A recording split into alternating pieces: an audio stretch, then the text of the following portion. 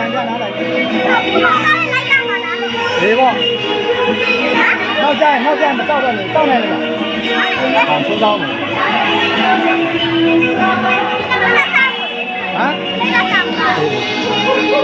တော့ဒီကတန်းစီရ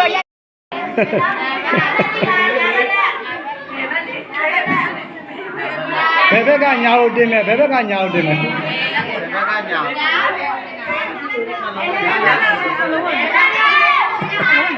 အဲ့တော့ပတ်ထားတဲ့ဥစ္စာကိုတင်မယ်လေကိုကပြောင်းပြန်ပတ်ထားတာလေ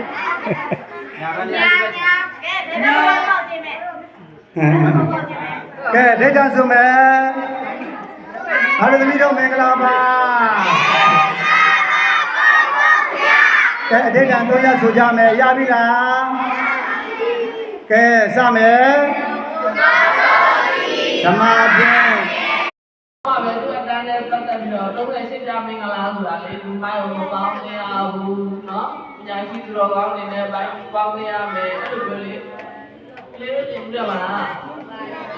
ဒီမိုင်းကိုလေးရှောင်းနေလေလို့လေအဲ့လိုမျိုးပြလေးတွေဒီအဲ့ဒီသုံးတဲ့ရှင်းပြမင်္ဂလာတရားတွေလည်းပြည့်စုံပါသေးလို့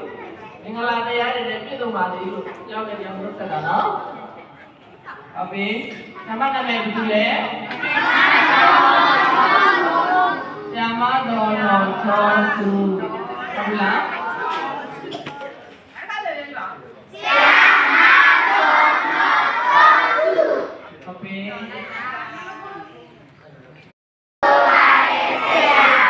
ဆရာတော့တတိယကောင်ကပဲဆရာနော်ဆရာနာမည်ကိုသိလားသိဆရာပြောပြမယ်နော်ဆရာနာမည်ကဆရာဦးရဲကိုကိုလို့ခေါ်တယ်နော်ဘယ်လိုခေါ်လဲဆရာနာမည်နော်ဆရာနာမည်သိလားသိပါပြီဆောက်ပြောကြည့်ပါဆရာဦးရဲကိုကိုကဲတော်လိုက်တာဟုတ်ပြီ